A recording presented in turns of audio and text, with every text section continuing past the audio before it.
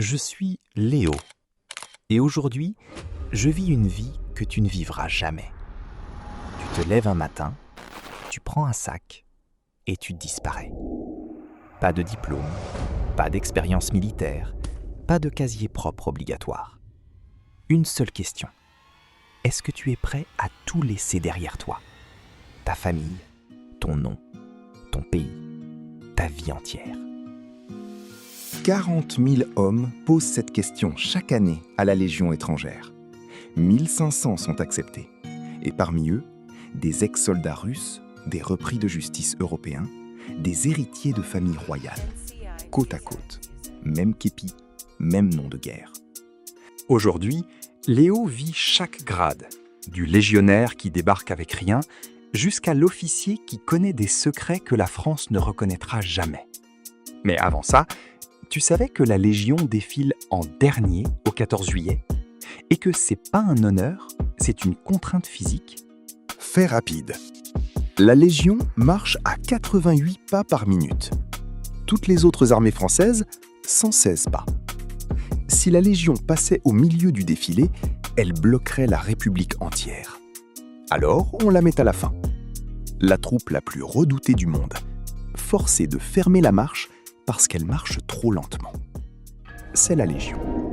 Grade 1, légionnaire 2e classe. Tu arrives à Aubagne. Sac à dos, pas un mot de français pour la plupart. Et la première chose qu'on te demande, c'est pas tes papiers. C'est quel nom tu veux. Pas ton nom. Le nom sous lequel tu vas servir. Un mec de Lyon devient soudainement suisse. Un russe devient luxembourgeois. Un Algérien, canadien. Légalement, officiellement, avec de vrais papiers. Et toi, tu n'existes plus. Pendant un temps, tu perds le droit de vote. Tu ne peux plus conduire hors service, tu ne peux pas hériter, tu ne peux pas te marier. La Légion ne t'a pas recruté, elle t'a effacé. Et elle va te reconstruire à son image. Depuis 1831, plus de 600 000 hommes ont fait ce choix. 600 000 qui ont décidé, un matin, de disparaître. Et là, tu te demandes peut-être, mais pourquoi? Pourquoi quitter sa vie? La réponse, elle est plus simple et plus triste que tu crois. La plupart ne fuient pas la justice. Ils fuient quelque chose de plus difficile à nommer, eux-mêmes. 50 légionnaires. Aucun ne parle la même langue. Et on leur demande d'apprendre 500 mots de français en 16 semaines. Juste assez pour comprendre les ordres. 4 heures de sommeil les mauvaises nuits. Des marches de 40 km avec 25 kilos sur le dos. Des instructeurs qui parlent 5 langues pour s'assurer que l'insulte arrive bien dans ta langue maternelle. Et ton salaire pour tout ça? 1 300 € par mois. Logé, nourri, habillé. Mais 1 300 € pour ça. Grade 2. Légionnaire 1re classe. Tu as survécu. 4 mois. Et au bout de la marche finale, 55 km, sac au dos, nuit entière, un officier pose quelque chose sur ta tête. Le képi blanc. Il pèse 200 grammes. Il t'a coûté 4 mois de ta vie. Et en ce moment, c'est l'objet le plus lourd que tu aies jamais porté. Fait insolite. Cameron. Chaque 30 avril, la Légion célèbre Cameron. Et voilà ce qui s'est passé ce jour-là, en 1863. 63 légionnaires, plus de 2000 soldats mexicains. Sans vivres, sans munitions. Le capitaine d'Anjou fait prêter serment à ses hommes. Se battre jusqu'à la mort. Il est 10 heures quand il jure.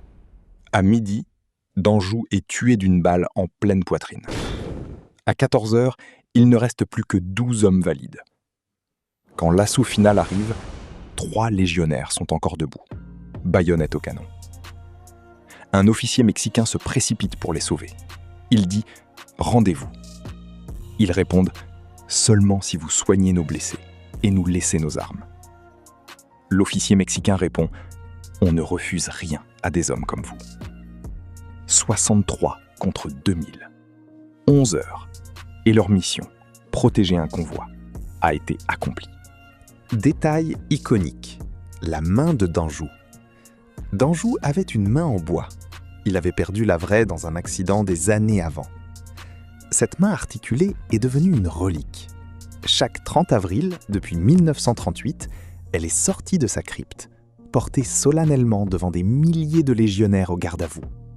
Une main en bois, vénérée comme une relique religieuse par les soldats les plus durs au monde. Legio Patria Nostra. La Légion est notre patrie. Grade 3. Caporal. Mais attends, parce que là, quelque chose change. T'as maintenant des hommes sous tes ordres. Et je peux te garantir que ce que tu vas découvrir sur eux va te mettre mal à l'aise. 5 légionnaires, chacun avec un faux nom, un vrai passé et des raisons d'être là que tu ne connaîtras jamais complètement. Dans ta section, statistiquement, il y a des anciens de forces spéciales de plusieurs pays, d'ex-Spetsnaz russes, d'anciens commandos britanniques, des soldats colombiens qui ont fait des choses que tu préfères ne pas imaginer. Tous parlent français maintenant. Tous marchent au même rythme. Tous portent le même képi. L'homme le plus dangereux de ta section était peut-être l'ennemi de la France il y a 10 ans. Et maintenant, il protège ta vie. Et après 3 ans de service, il se passe quelque chose que tu n'aurais jamais prévu le jour où tu as effacé ton identité. Tu peux demander la nationalité française. Le pays que tu as servi peut devenir légalement le tien. Beaucoup refusent, parce que la Légion est déjà leur pays. Grade 4. Caporal-chef. Tu commences à être sélectionné pour des formations qui ne figurent sur aucun organigramme officiel. Des stages dont les noms ne circulent que de bouche à oreille. Et tu apprends quelque chose d'étrange sur ceux qui t'entourent. Des princes et des nobles ont servi à la Légion. Des membres de la famille royale de Monaco, de la maison d'Orléans, de la famille Bonaparte. Un héritier d'une des plus grandes familles d'Europe, qui marchait au même rythme que toi, dormait dans la même chambrée, avec un faux nom sur ses papiers. La Légion est le seul endroit au monde où un prince et un ancien repris de justice dorment côte à côte et se respectent. Et là, une question qui va peut-être te déranger. Est-ce que la Légion accepte vraiment n'importe qui ? La réponse officielle, elle vérifie que tu n'es pas recherché pour crimes contre l'humanité. Le reste, ton passé, tes erreurs, tes dettes, c'est ton affaire. La Légion ne juge pas, elle transforme. Grade 5. Sergent. La transition la plus difficile que tu vivras. Tu n'es plus celui qui exécute, tu es celui qui envoie. 30 hommes. Et la frontière entre leur vie et leur mort, c'est toi. Tes 2 secondes de réflexion dans une ruelle de Bangui ou de Kaboul. 60% des légionnaires quittent avant d'atteindre ce grade. Sans explication, sans adieu. Du jour au lendemain, un lit est vide. Officiellement, contrat terminé. Officieusement, personne ne sait. À ce stade, tu reçois quelque chose que tu n'aurais pas imaginé chercher. Une chambre individuelle. Après des années de chambrée, de bruit, de promiscuité, le silence devient presque insupportable. Certains sergents demandent à retourner en chambre collective. Ils ont besoin de leurs légionnaires pour dormir. Réfléchis à ça une seconde. Grade 6. Adjudant. Les généraux donnent les ordres. Les colonels planifient. Les capitaines commandent. Mais l'adjudant, lui, fait tourner la machine. Tu as survécu à 5 chefs de corps différents. Tu sais où sont les clés, tu connais les procédures que personne d'autre ne connaît. Les officiers passent, toi, tu restes. Et là, à ce stade de ta carrière, tu découvres quelque chose que la Légion ne dit jamais officiellement. Au bout de 3 ans de service, 80% des légionnaires ont repris leur vrai nom, leur vraie identité. Ça veut dire que 20% ne l'ont jamais reprise, volontairement. Il y a des hommes, vivants, dont leurs propres enfants ne connaissent pas le vrai prénom. Des gens qui ont eu des enfants sous leur nom de guerre, qui se sont mariés sous un faux nom. Et quand ils sont morts, personne dans leur famille ne savait vraiment qui ils étaient. L'identité déclarée n'était pas juste un système administratif.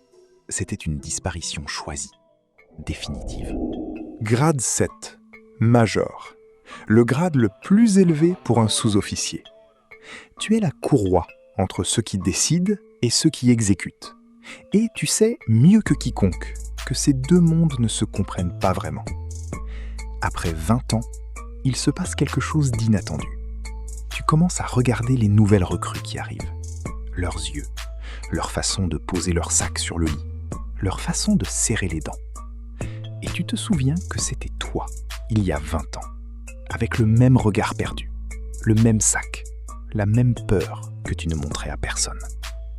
La Légion a pris un homme brisé et en a fait quelque chose d'indestructible. Et maintenant, c'est toi qui vas faire pareil avec lui. C'est le seul grade où tu comprends vraiment ce qu'est la Légion. Grade 8. Officier et au-delà. Et maintenant, le grade que très peu atteignent. Celui où un secret que tu portais depuis peut-être 25 ans va enfin ressortir.